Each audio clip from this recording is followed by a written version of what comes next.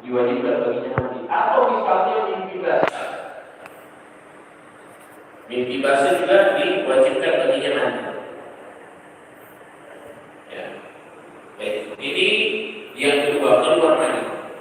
Baik, bapak-bapak, ibu-ibu, jemaah sekalian yang dimuliakan Allah. Jadi dalam masalah mandi ini ada 3 cairan yang mirip. Tapi yang wajib mandi hanya 1 cairan. 3 cairan dalam diri manusia ini yang mirip, tapi cuma 1 yang wajib dia mandi. Ada namanya mani. Ya, saya tulis tadi supaya gampang. Ada mani. Ini ada juga mandi. Ada wadi. Ini 3 jenis air yang berbeda. Yang wajib mandi itu hanya mandi. Kalau mandi, apa itu mandi? Nah, mandi itu, mohon maaf, mandi itu cairan yang keluar sebelum berhubungan. Cairan yang keluar sebelum berhubungan atau ketika naik syahwat biasanya cairan ini keluar. Itu namanya mandi. Itu tidak wajib mandi. Mandi itu tidak wajib mandi. Ya, tapi harus kita ingat, mandi itu najis. Najis. Wadi juga sama, najis.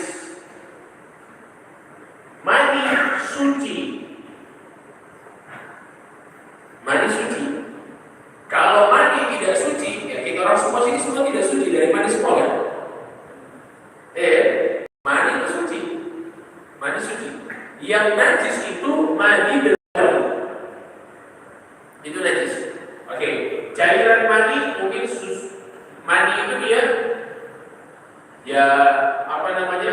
Cairan yang keluar ketika di apa namanya? Ghayatu syahwat, puncak daripada syahwat keluar. Kemudian ketika dia keluar, kemudian langsung turun semua daripada syahwat itu.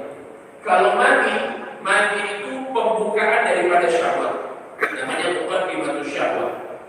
Ya, seorang yang ingin berhubungan biasanya keluar atau lagi naik syahwatnya dia mandinya. Kalau wadi ini biasanya ketika kencing. Biasanya dia keluar. Kalau kencing di ujung setelah kencing itu biasanya dia keluar. Model seperti cairan juga sama. Atau karena angkat beban berat. Angkat karung misalnya, ini paling banyak ini paling banyak orang-orang yang kerja di pelabuhan. Saya waktu itu sempat tanya-tanya orang-orang yang kerja di pelabuhan, itu biasanya keluar ini wadi. Jadi bingung ini orang-orang kerja. Ini bagaimana Habib, kita orang ini setiap kali mau sholat itu kami lihat di pakaian kami ada wadi. Apakah kami wajib mandi? Saya bilang tidak perlu. Cukup wadi itu dibersihkan saja. Ya, sampai-sampai ulama mengatakan kalau cuma sedikit tidak masalah. Tetap langsung bisa sholat, berwudu kemudian sholat. Itu wajib, tidak perlu mandi. Yang wajib mandi cuma apa? Mandi. Ini saja yang wajib mandi.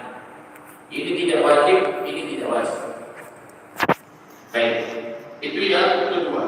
Yang ketiga, Bapak Ibu, yang diwajibkan seseorang mandi wajib itu siapa saja yang diwajibkan? Yang ketiga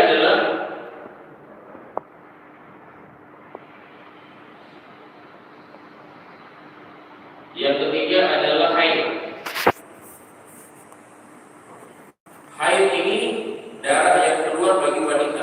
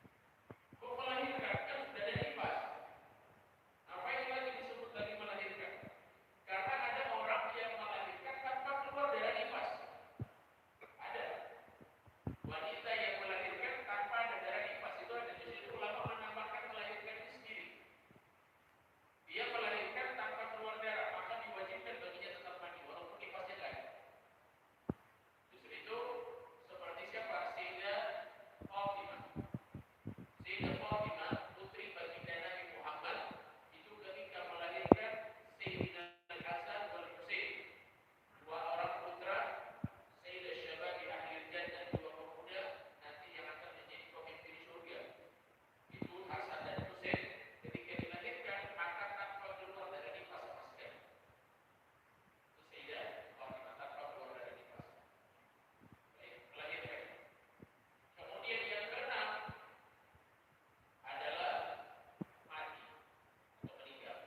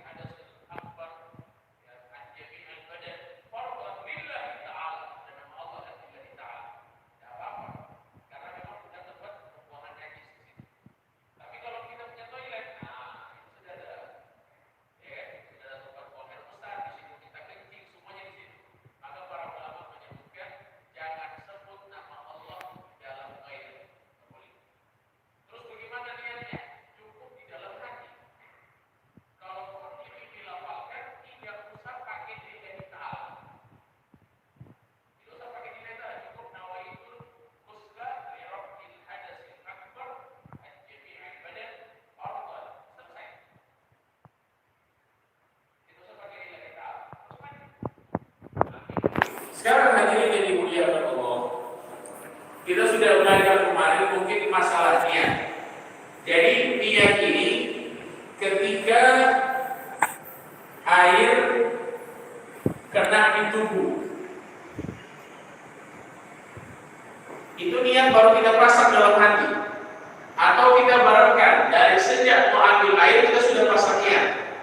Jadi pas air kena di tubuh, niat itu masih bersambung terus dalam hati.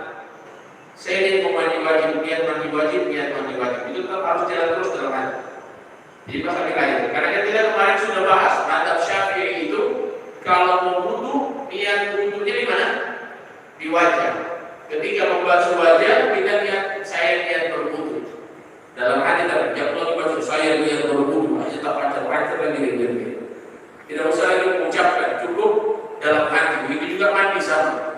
Tidak perlu dilafalkan. Kalau perlu dilafalkan itu sebelum dia ambil air.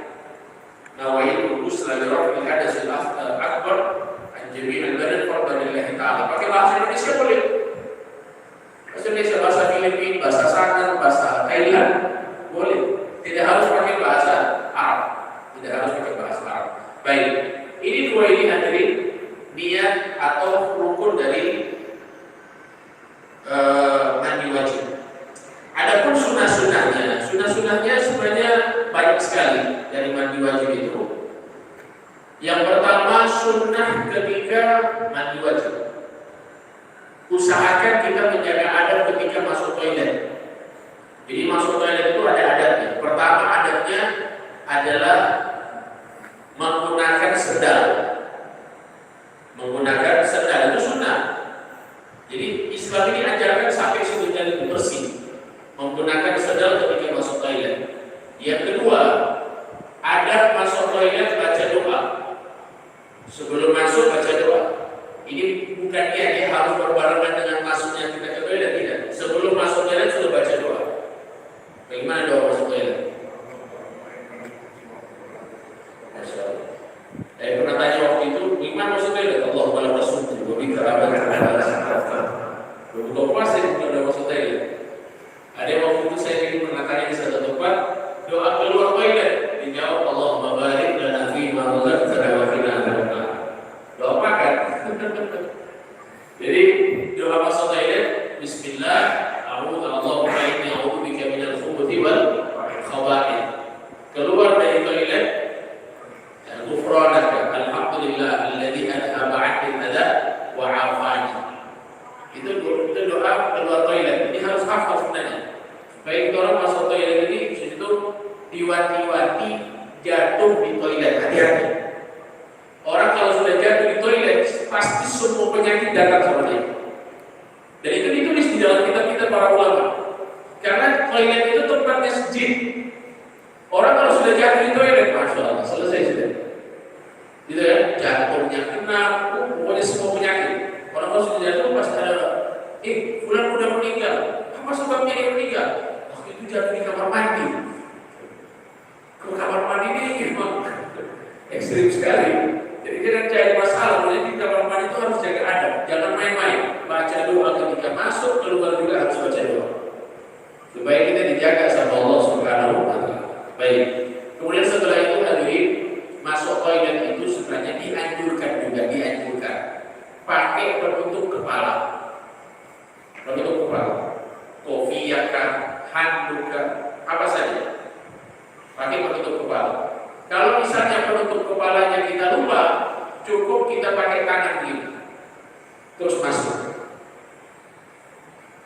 Maka para ulama seperti di dalam kitab Bidayatul Hidayah, orang yang selalu menutup kepalanya ketika masuk toilet, itu insya Allah dia sampai tua dijauhkan daripada pikun. Di pikunnya insya Allah dijaga semua, tidak akan kena pikun insya Allah sampai tua. Ya, orang yang selalu menjaga tutup kepala ketika masuk toilet. Baik. Kemudian hadirin ketika masuk, kita dianjurkan ketika mandi wajib itu menghadap kiblat. Dianjurkan menghadap kiblat. Kemudian setelah itu dianjurkan berwudu. Terlebih dahulu berwudu. Ada ulama yang menyebutkan nanti ketika sudah di kaki jangan dulu dibasuh kakinya. Habis wudu sampai di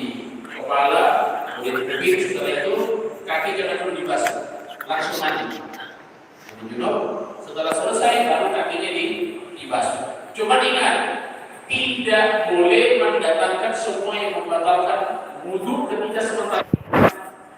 Contoh begini, ada orang dia sudah wudhu, sebelum mandi dia wudhu, kemudian di kaki dia belum basuh, setelah itu dia mandi.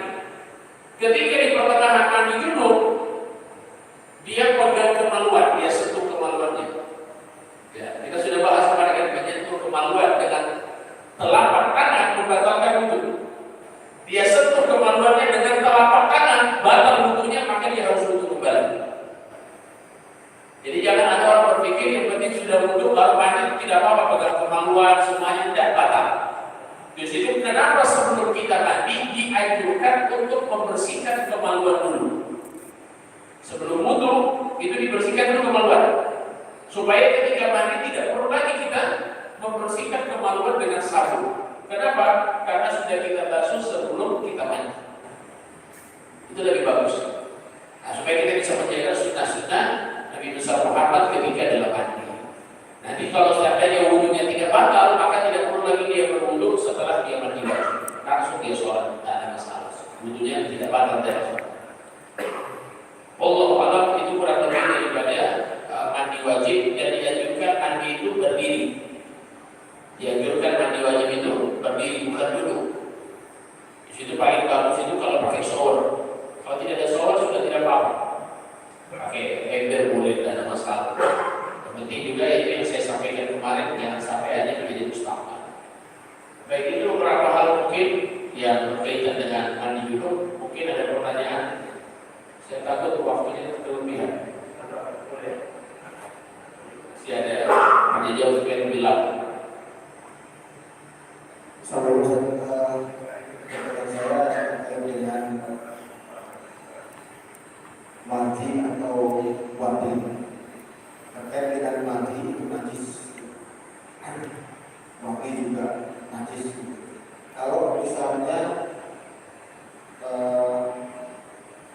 tidak kita sadari keluar pada saat kita mungkin nonton film agak hot misalnya, kemudian tidak sengaja keluar, kita berwudu, tetapi itu masih ada noda di pakaian dalam kita.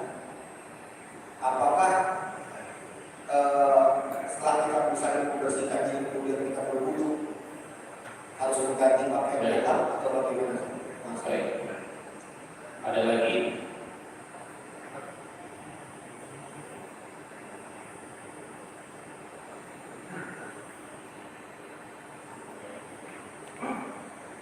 Assalamualaikum warahmatullahi wabarakatuh.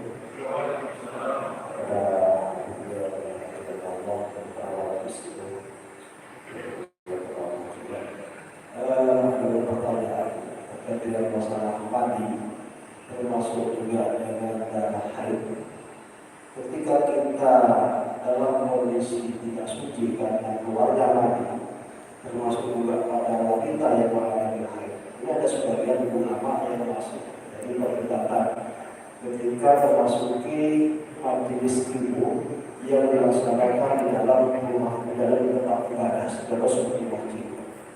Ada yang mengatakan wanita yang mengalami haid itu boleh memasuki majelis ilmu yang dilaksanakan di tempat ibadah sepanjang tidak menggerak mushaf.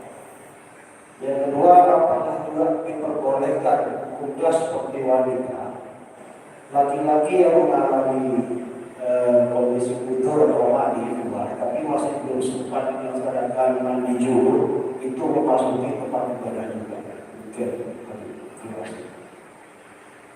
Masih terjadi pertentangan juga masalah ini. Ada yang diperbolehkan, ada yang tidak diperbolehkan. Baik, yang nomor 2 tadi pertanyaannya laki-laki yang junub ya? Laki yang junub masuk masjid. masuk masjid hanya sekedar menutupi majelis ilmu. Baik. Gini. Tadi dulu kan apa-apa sudah dijawab. Belum ya? Saya dulu. Baik, yang pertama tadi dari Pak Suratno mengenai masalah mandi. Ini penting mandi. Mandi ini sejenis cairan yang keluar ketika muqaddimatu syahwat, permulaan ketika syahwat itu keluar. Ini jemaah sekalian yang dimuliakan Allah, penting sekali ya. Itu hukumnya najis. Kalau najis berarti wajib dibersihkan, wajib dicuci, karena najis hukumnya. Terus bagaimana? Ini pentingnya di situ kita, kalau seandainya di dalam rumah, alangkah baiknya jangan menggunakan pakaian yang kita akan pakai ketika sholat. Itu zona aman. Ya. Di situ kalau mau datang di rumah, misalnya saya pakai sarung, sudah di rumah pakai sarung biasa, ada sarung khusus memang, supaya ketika sentuh dengan istri, naik syahwatnya misalnya keluar mandi aman, tetap aman. Kenapa? Karena sarungnya sarung khusus. Penangkal semuanya. Jadi aman. Tapi kalau seandainya dia gunakan pakaian sholat, kemudian keluar mandinya, maka di sini resiko dia harus cuci-cuci lagi. Mandi itu kan ada bekas, maka dia harus bersihkan. Wajib dibersihkan. Kenapa? Karena itu najis. Di zaman Nabi, dia lapor sama Rasulullah, ya Rasulullah, saya ini keluar daripada cairan tapi bukan mandi. Permulaan ketika saya syahwat. Maka kata Nabi SAW, cukup dibersihkan, berwudu dan kamu sholat. Selesai. Cukup dibersihkan, berwudu dan kamu sholat. Berarti dibersihkan, setelah itu berwudu, setelah itu sholat. Karena itu najis, maka wajib dibersihkan. Kalau mandi tidak ada masalah. Baik. Jadi pertanyaan Mas Suratno berarti harus dibersihkan. Itu pendapat yang paling kuat. Ada pendapat yang bisa dikatakan lemah bagi orang yang memang syahwatnya terlalu tinggi. Bagi orang yang syahwatnya terlalu tinggi, dia pokoknya tidak boleh lagi berdiam disentuh sama istrinya langsung keluar. Ada begitu ya? Ada. Dia tidak boleh pegang tangan istrinya keluar. Itu ada. Nah, maka di sini bagi orang tersebut boleh, nggak ada masalah kalau memang dia berisiko nanti ya repot. Pokoknya setiap pegang tangan istrinya keluar, pegang tangan istrinya keluar, perlu istrinya keluar. Karena ada begitu kan? Itu syahwatnya terlalu tinggi. Maka di sini ada ulama yang menyebutkan tidak ada masalah kalau memang itu bikin repot sama dia, yang penting sedikit, tidak banyak. Kalau banyak, apa urusan? Berarti harus tetap dibersihkan. Kalau banyak, tapi kalau sedikit boleh, tidak ada masalah, tidak perlu dicuci, langsung wudu dan sholat. Itu pendapat yang kedua. Jadi kalau pendapat yang pertama mengatakan tidak boleh, tetap harus dicuci karena itu najis. Pendapat yang kedua mengatakan boleh langsung sholat, wudu kemudian sholat karena itu sudah batal wudunya pastinya. Karena keluar sesuatu dari lubang kemaluan, kemarin kita sudah bahas. Cukup dia wudu dan dia sholat. Kayak penting mandi yang keluar sedikit, tidak banyak. Ada kan yang banyak sekali, cuma sedikit tidak ada masalah. Wallahu a'lam. Kemudian yang kedua mengenai masalah haid, nah ini penting. Haid ataupun junub, apakah boleh masuk di dalam masjid? Mau apapun, mau hadir majelis ilmu atau mau ada perkumpulan apa saja, terserah. Empat madhab mengharamkan perempuan yang dalam keadaan haid ataupun ada dalam keadaan junub, baik laki-laki dan perempuan, duduk di masjid, berdiam diri di masjid, hukumnya haram. Itu empat madhab, nggak boleh. Ya, ustaz-ustaz yang sering kita dengar di YouTube, itu ustaz-ustaz yang mengambil pendapat baru-baru ini, ulama-ulama yang baru-baru, bukan ulama salah, bukan ulama dulu. Ulama dulu itu berhati-hati sekali, karena ini tempat suci, jangan kita kotori dengan diri kita yang tidak suci. Nah, sehingga itu kotoran. Kalau dibilang sudah kan ada pembalut itu dibolehkan bagi orang yang hanya lewat saja. Di situ di dalam fikih itu ditulis begini, supaya kita tahu bahasanya begini. Ditulis murur, al-murur ini hanya lewat. Lewat itu tidak menjadi masalah. Misalnya dia masuk dari pintu sana, keluar pintu sini. Bagi orang yang haid boleh, bagi orang yang junub boleh, penting lewat.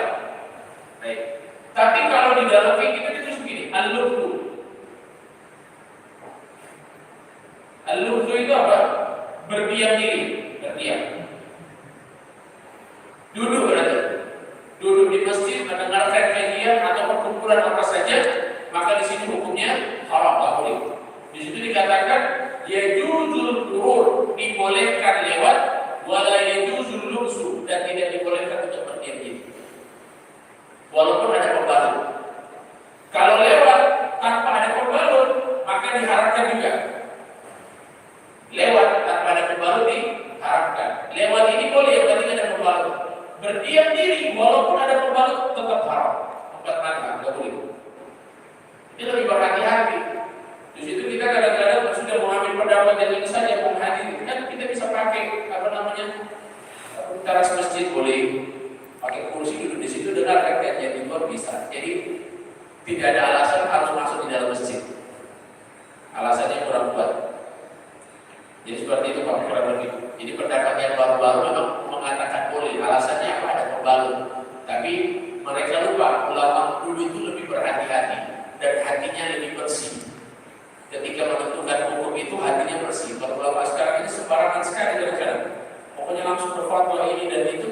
Padahal ulama dulu itu kalau ingin berfatwa, sholat 2 rakaat itu minta sama Allah, setelah itu Bismillah kasih keluar fatwa. Kalau sekarang, oke, boleh. Oh, tidak boleh. Artinya sudah lebih gampang. Padahal ulama dulu itu yang harus lebih kita ambil daripada ulama sekarang. Kecuali dalam beberapa hal. Saya memilih ulama dulu karena lebih berhati-hati. Karena ini tempat suci, tempat ibadah, jangan kita tolong dengan diri kita yang penuh dengan najis. Baik, itu mungkin jawabannya. Ya, pokoknya semua yang dulu ataupun yang air tidak diperkenankan. Ada lagi?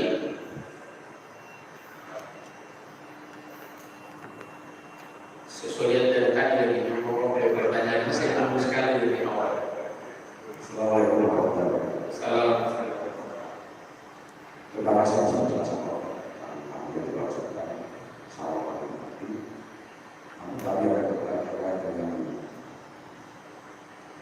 yang ini.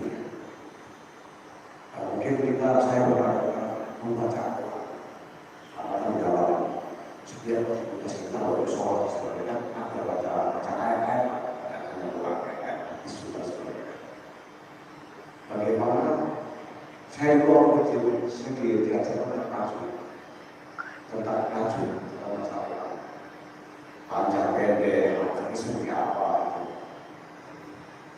Nah, apa hukumnya kalau baca ayat tanpa tajwid? Karena saya melihat banyak yang baca Al-Quran kalau salah cepat. Nah, apa hukumnya kita membaca atau mengucap Al-Quran itu tanpa tajwid? Itu yang pertama. Boleh Pak? Boleh. Kalau Bapak bilang dulu tidak apa-apa.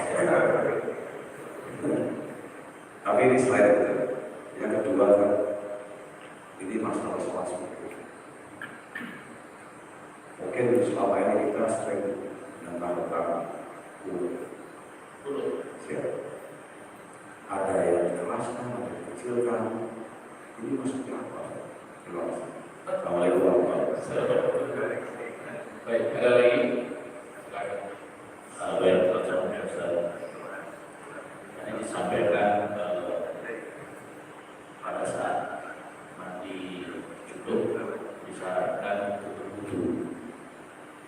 Sebelum berwudu membersihkan kemaluan. Ada batas wudu yang juga disarankan menggunakan baju. Tidak belajar dalam membersihkan atau mandi junub ini. Apakah kita setelah mandi dulu bersihkan itu baru pakai baju lagi, baru wudu lagi, baru kita lepas lagi, ataukah memang Begitu nanti 2 jam berarti mandi dulu. Oke, baik. Ada lagi Pak? Mungkin satu lagi. Oh, lagi.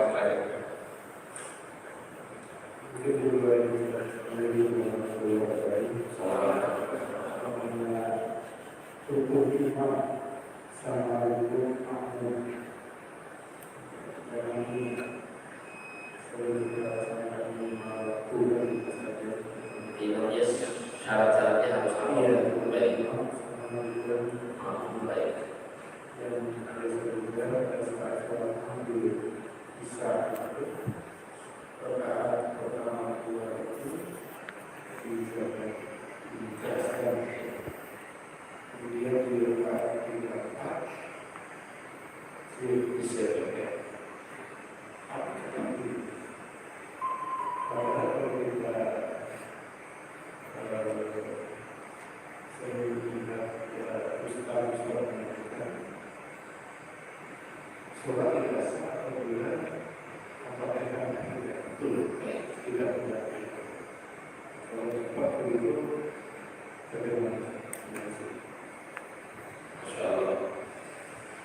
Alhamdulillah. Jadi yang pertama tadi mengenai masalah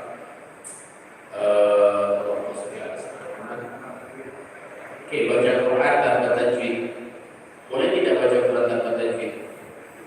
Jadi tajwid itu sebenarnya ada tajwid yang bagus, ada tajwidnya tidak bagus. Rata-rata insya Allah semuanya pakai tajwid.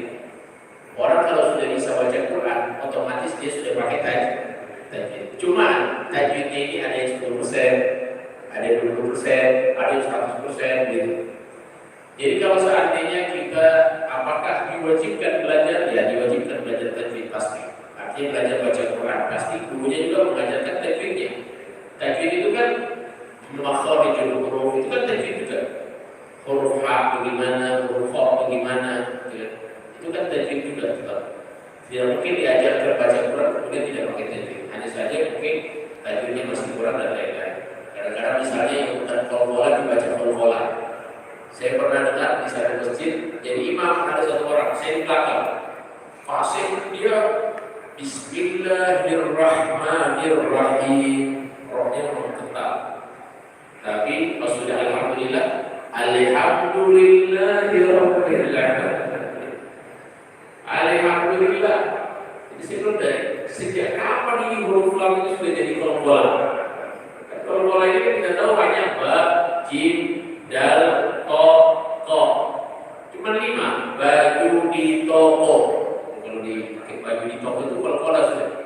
Itu cara kami waktu belajar bahasa Indonesia begitu, baju di toko. Maksudnya itu huruf qol-qolan. Nah itu jadi kalau seandainya yang tidak bukan qol-qolan jangan dibaca qol-qolan. Misalnya juga Ar-Rahman.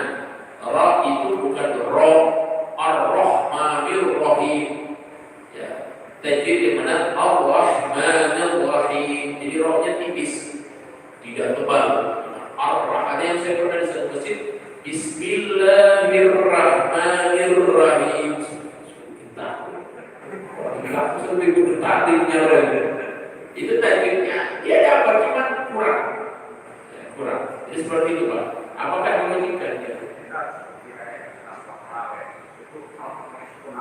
Baik, nah ini penting ini. Al-Fatihahnya satu nafas. Ini berarti matnya tidak benar. Kalau matnya tidak benar, maka di sini mohon maaf tidak sah. Kenapa? Karena mat itu penentu. Panjang pendek itu penentu. Makharijul huruf ini orang kefasihannya dia atau tidak. Tapi kalau mat itu berarti sudah fatal. Tak boleh lagi kita toleransi. Karena mat itu dia panjang pendek. Kalau kita sudah baca lurus tanpa ada mat panjang 2 harokat, maka di sini sholatnya tidak sah. Tapi kalau misalnya cuma tok dia baca tak, misalnya sulit dibaca tok di tak, atau misalnya siratal ladzina an'amta alaihim, semuanya jadi sama, an dengan ain irit, itu masih dia toleransi dan tidak ada masalah. Ya. Tapi kalau seandainya panjang pendek, Bismillahirrahmanirrahim, Alhamdulillahirabbil alamin, Arrahmanirrahim, Maliki yaumiddin, iyyaka na'budu wa iyyaka nasta'in. Itu syaratnya tidak sah. Kenapa? Karena ini berhubungan dengan mat panjang pendek. Inti daripada aturan itu panjang pendek sebenarnya. Setelah itu masalah huruf. Kalau panjang pendeknya rusak ya fatal sholatnya tidak sah. Jadi kalau ada orang yang satu nafas kayak di video-video itu ya Pak. Sudah dua kali, sudah 2 tempat saya lihat yang begitu. Cepat sekali. Saya juga sempat dengar lagi ada di Gorontalo lagi. Tapi tidak secepat itu. Di Gorontalo sebenarnya, ya di Gorontalo alhamdulillah itu tumakninanya sudah dapat. Di Gorontalo ya, tumakninanya sudah dapat, tapi bacaannya yang tidak dapat. Maksudnya begini, tumaknina itu kan kita kalau sholat, tumaknina itu paling minimal. Allahu Akbar, Subhanallah, Sami Allahu liman hamidah, Subhanallah. Itu sudah paling minimal. Tidak harus Subhanallah itu maksimal. Tapi kalau minimal Allahu Akbar, sudah sempurna rukuk, Subhanallah, Sami Allahu liman hamidah, itu sudah dapat tumaknina. Tapi kalau ingin sempurna ya lebih panjang lagi. Nah, yang masalahnya bacaannya. Kalau ini video itu Masya Allah, Rossi Valentino cepat sekali. Gak tahu karena pengennya betul tumakninanya tidak dapat, ya itu tidak sah. Ya, ini mumpung di sini ada apa namanya? Ada NU ini, ketua PCNU, Mode Bolang, beliau hadir. Soalnya NU yang jago itu saja sebetulnya. Kita kan NU sama-sama. Ya, sesuai pesanan kata beliau, sesuai pesanan. Ya. Jadi kalau pesanannya sudah cepat, ya cepat. Cuma ini bikin khawatir. Saya juga kalau di masjid yang cepat, 20 misalnya, saya baca cepat. Cuman bacaan cuma saya masih panjang pendeknya masih terlalu. Contoh saya kasih contoh bacaan panjang pendek. Bismillahirrahmanirrahim. Alhamdulillahi rabbil alamin. Arrahmanir rahim. Maliki yaumiddin. Iyyaka na'budu wa iyyaka nasta'in. Ihdinas siratal mustaqim. Siratal ladzina an'amta 'alaihim ghairil maghdubi 'alaihim waladdallin. Amin. Kan cepat ya? Bukan Bismillahirrahmanirrahim. Cuma saya di luar tanah soalnya begitu tidak ada lah, alhamdulillah. Cuma di video itu yang biasa. Kayak itu Pak Pelalu. Allah. Kemudian berikutnya mengenai masalah kunut. Ada kunut yang pas sudah habis doa itu ya, terus diam itu Pak maksudnya. Bagi yang pelan. Sebenarnya pelan atau dikeraskan. Ini memang di dalam mazhab Imam Syafi'i ada dua pendapat. Pendapat ada yang dikeraskan, ada yang tidak dikeraskan. Apa sebabnya? Karena beda pendapat ini karena kalau kita kan dianjurkan untuk membaca itu, makmum juga ikut itu. Fa innaka taqdi wa la yuqda 'alaik, itu makmum juga dianjurkan baca itu. Sehingga ada ulama yang mengatakan dari mazhab Syafi'i juga dipelankan supaya tidak mengganggu yang lain di belakang supaya makmum bisa membaca juga. Ya. Ulama yang mengatakan tidak apa-apa dikeraskan, tidak ada urusan ya. Kemudian tidak ada Nabi bilang kalau sudah faedah kata diwali itu hari kasih pulang. Tidak ada Nabi bilang begitu. Jadi ulama berbeda pendapat. Mereka pelankan supaya yang makmum bisa membaca tanpa terganggu bacaan imam. Itu sebabnya begitu. Kalau yang mengatakan tetap dikeraskan, saya termasuk yang dikeraskan. Kalau misalnya saya di pondok ya, kalau di pondok saya keraskan. Fa'inna katakti wa la yuqa'ani, karena guru kami dengar dikeraskan. Tapi kalau di masjid-masjid biasanya saya pelankan. Karena jangan sampai cuma gara-gara pendapat yang dianjurkan atau tidak supaya hal lain bisa baik lagi sebenarnya. Saya tidak mau. Saya langsung kasih pelan. Fa'inna katakti wa la yuqa'ani supaya dia bisa membaca. Seperti itu Pak, kurang lebih Allah dan benar. Tetapi dua-duanya tidak masalah.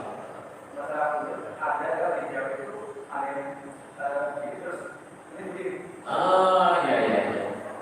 Itu namanya kunut, apa namanya? Ada namanya kunut subuh, ada namanya kunut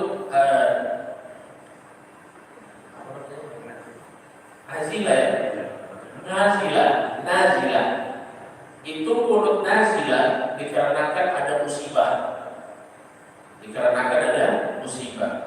Kami kan waktu di Yaman itu banyak sekali bala. Kemarin ini kayak COVID-19, corona ini. Maka di Masjid Agung Baitur Rahim itu ada namanya kunut nazilah. Setelah subuh, itu pas subuh, baca kunut biasa Allah bahina fiman hadith wa afina, baca terus sampai selesai. Baru mereka langsung baca Allahumma fa'adna al-bala wal-bala wal-waba wal-fahsya wal-munkar was-suyuf al-mukhtalifata was-syada'id wal-mihan ma dhahara minha ma batana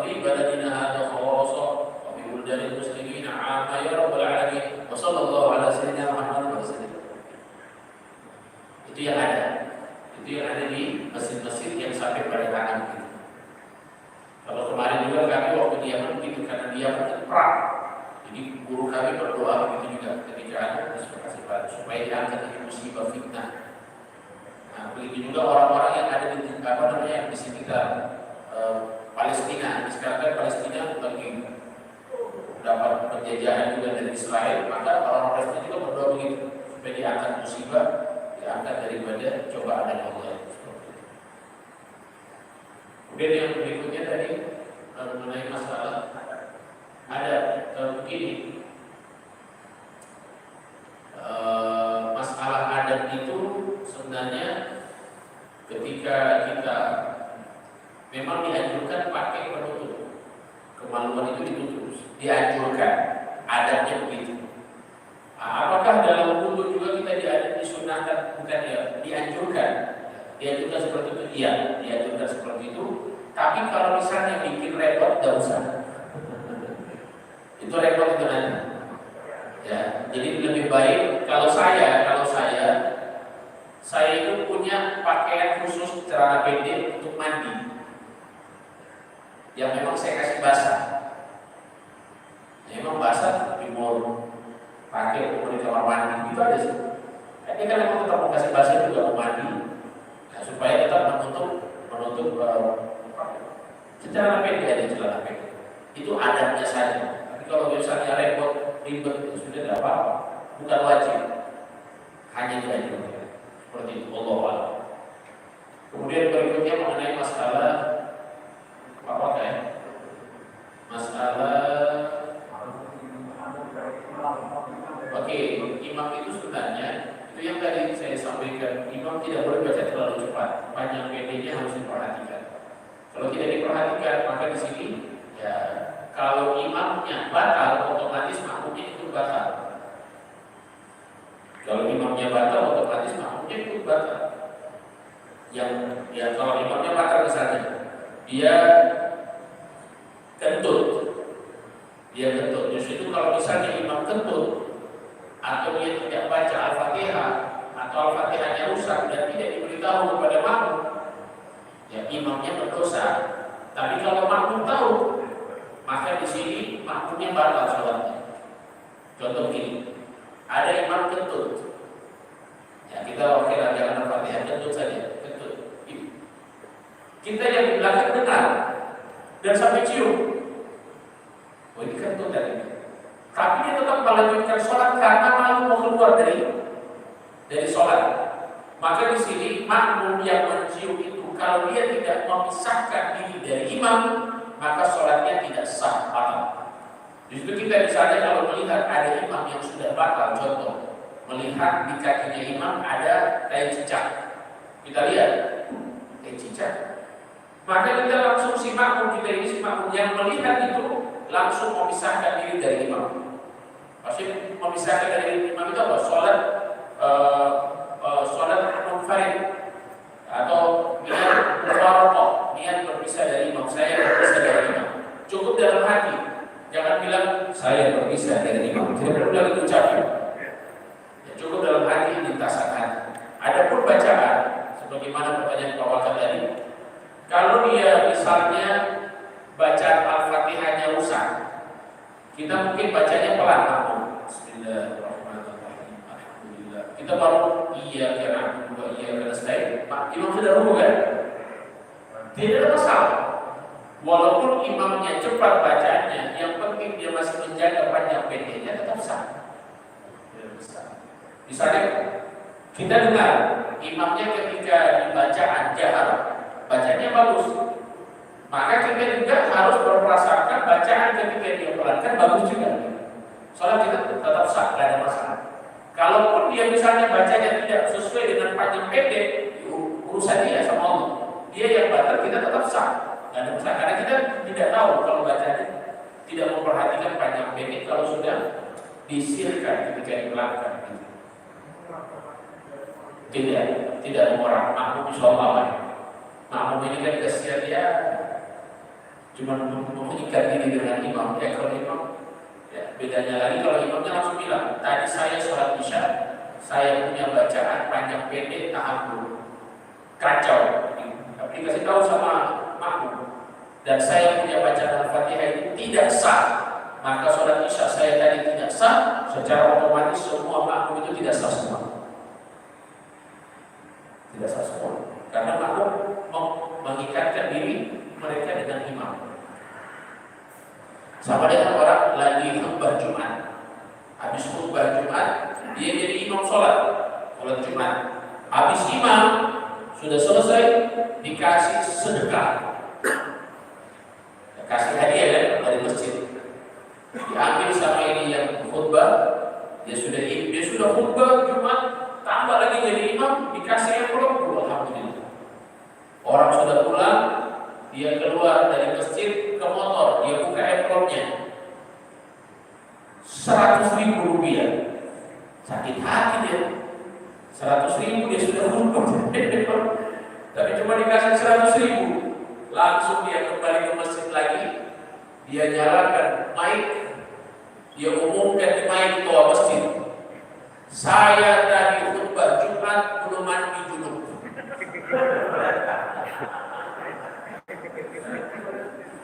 Berarti sholatnya gak sah, Jumatnya gak sah.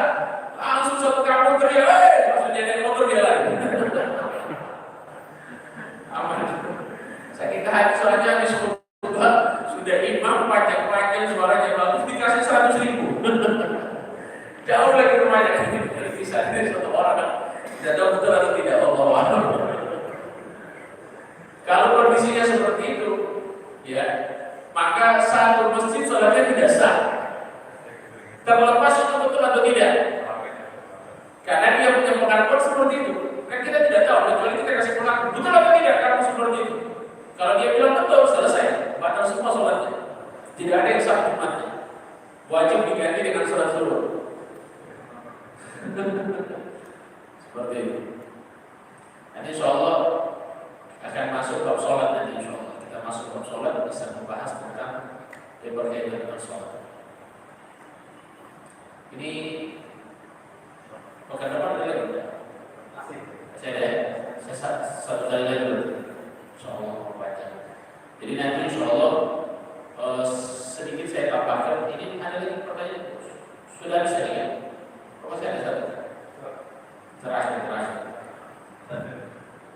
Assalamualaikum warahmatullahi wabarakatuh. Terima kasih atas kesempatannya. Ini saya sudah lama di sini. Sebelumnya saya sholat tarawih 20. Semenjak imam di sini sholat 8. Terus witir 3 rakaat 1 salam. Terus tarawih itu 8 rakaat pakai sunat pendek. Menurut Habib itu seperti apa? Bagaimana? Saya takut banyak polisi-polisi. Saya begini, kita kalau kembali kepada pendapat ulama ya, kita kalau kembali kepada pendapat ulama, 20 itu pendapat mayoritas ulama. 20 itu pendapat mayoritas ulama, bukan hanya mayoritas. 4 madhab sepakat 20. Itu aja. 4 madhab sepakat 20 rakaat. Kurang dari 20, maka sholat tarawihnya tetap sah, cuma tidak sempurna. Ini saya apa adanya menyampaikan supaya jadi 20 itu sempurnanya. Kurang dari 20, sholat tarawihnya tetap sah, cuma tidak sempurna. Jangankan 8 rakaat, 2 rakaat saja itu sudah sah tarawihnya. Saya cuma sholat 2 rakaat, salam, baru setelah itu dia pulang. Dapat tak pahala? Dapat pahala tarawih, tapi tidak sempurna pahalanya. Bisa dipahami? Jadi intinya pendapat yang mengatakan 8 dengan dalil-dalil yang ada itu sudah dibantah sama ulama. Saya mau menjelaskan semua miswaf, panjang di penjelasan sebenarnya. Intinya kalau misalnya di masjid ini tetap menjalankan 8 dengan surat-surat pendek misalnya, ya saya juga tidak pernah mau bilang boleh atau tidak. Ya, sebenarnya boleh-boleh saja. 2 rakaat sudah sah sholat tarawihnya. Cuman kesempurnaannya dia tidak dapat. Kan saya sudah Ramadan kok masih ya, tidak banyak-banyak dengan ibadah. Kalau banyak semakin banyak semakin bagus. Jadi kalau 20 itu sebenarnya 20 ini. Ini banyak orang yang salah paham. Tarawih itu asal katanya dari rawwaha yurawwihu tarwihan. Rawwaha yurawwihu tarwihan artinya apa? atau dibilang dengan tarawih. Tarawih itu artinya santai. Apa artinya? Santai. Ini bukan lagi santai, kos-kosan kalau sekarang. Bukan lagi santai, orang sudah kos-kosan kalau sholat tarawih, ya kan? Padahal tarawih itu dibawa santai. Santai. Terus itu kalau kita mau lihat dari segi arti, saya kadang-kadang bingung. Ini orang wahai rabbiku tarwihan, tarawih artinya santai. Orang Arab pun tahu tarawih itu santai. Cuma di Indonesia jadi kos-kosan di tarawih. Nanti di Indonesia, padahal santai kita bawa santai. 2 rakaat salam, duduk lagi sebentar, kan santai. Ya, di situ ada namanya fadlan minallah wa ni'mah wa maghfirah wa rahmah, itu duduk sebentar. Ya Tawwab, ya wasi'al maghfirah, ya arhamar rahimin. Kalau di tempat-tempat lain lebih banyak lagi. Allahumma sholli ala Muhammad, Allahumma sholli ala sayyidina Muhammad, sampai 10 kali. Ini masih lebih santai. Baru berdiri lagi.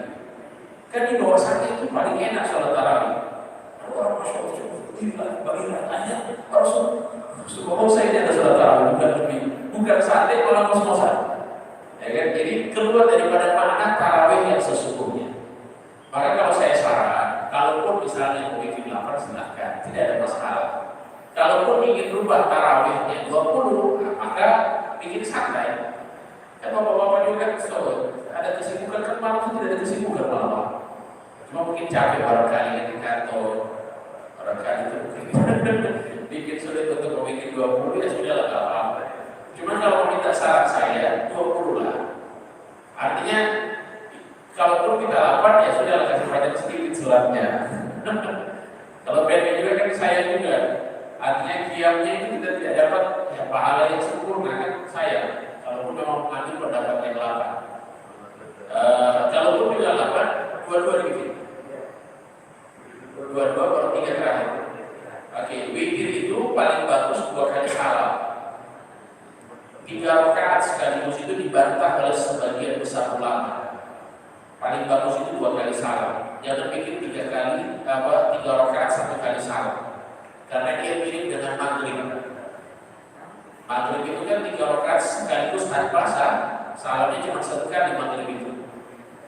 Jadi ulama bilang jangan sampai mirip dengan sholat maghrib. Itu 2 kali 2 rakaat langsung salam. Dan itu sudah bisa sholatnya, sudah selesai. Tambah lagi 1 rakaat. Gitu.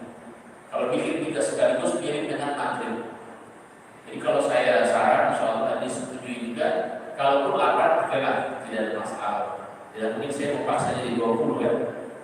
Biar saja lapar, yang penting semuanya sholat. Ya, kalau sudah lapar, baru ada juga yang tidak sholat, ya keterlaluan juga kalau tidak sholat ya. Tetap lapar, kita silahkan, tidak ada masalah. Cuma untuk witir kalau bisa 2 kali salam.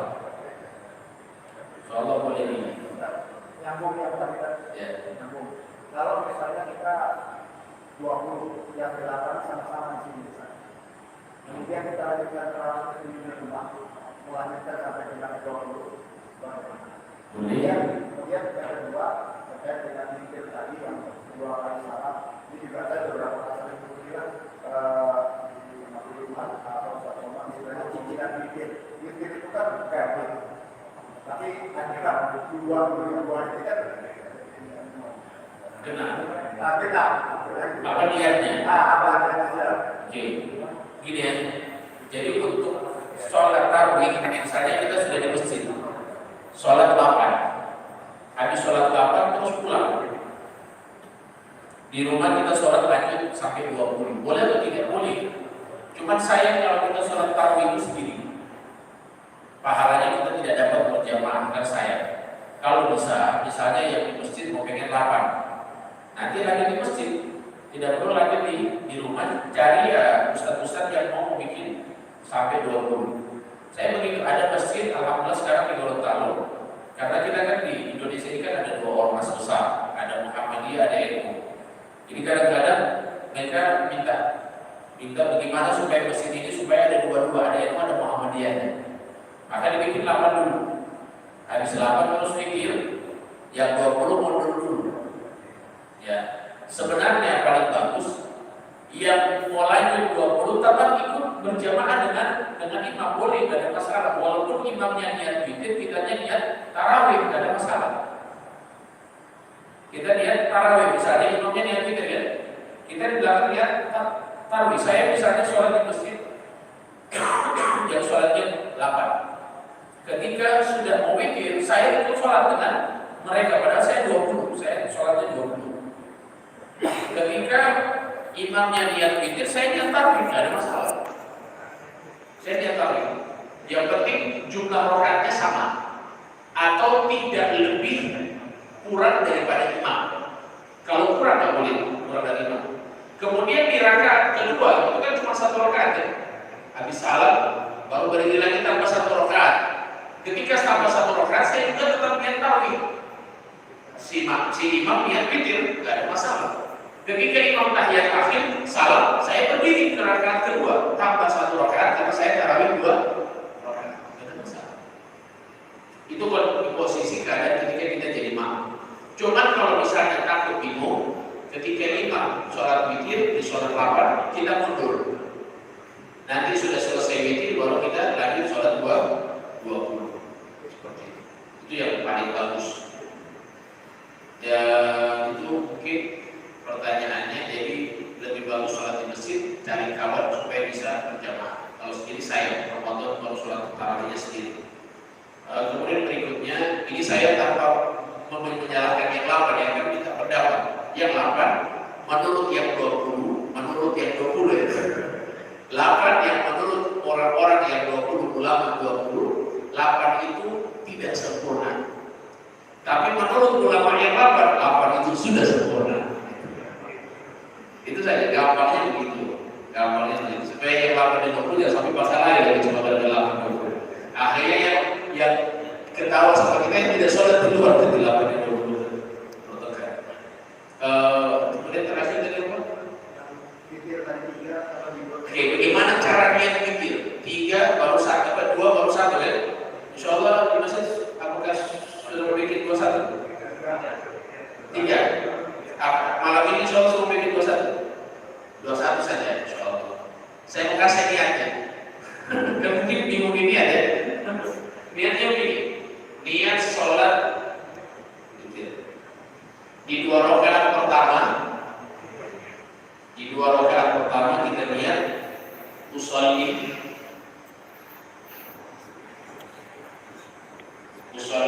sunnatan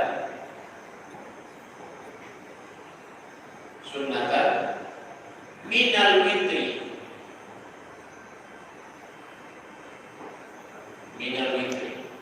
Ada minnya ini, min paling penting min. Minnya itu paling penting. Min itu apa? Artinya bagian dari witir. Jadi usolli saya ingin sholat sunnah bagian dari witir. Rakaataini 2 rakaat. Rakaataini. Boleh tak kita belajar makluman lillah. Untuk 1 rakaat yang terakhir, usolli sunnatal witri langsung. Sudah tidak pakai mina lagi. Sudah tidak ada mina lagi. Usolli sunnatal witri rakaatan. 1 rakaat.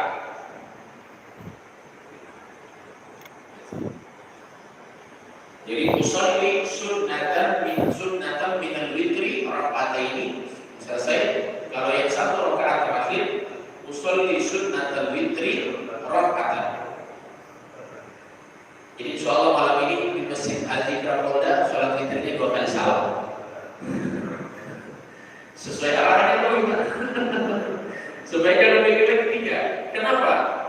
Karena kita sudah bikin 2 sesuai dengan apa yang disampaikan sama Nabi. Sholatul lail matna. Sholat malam itu 2.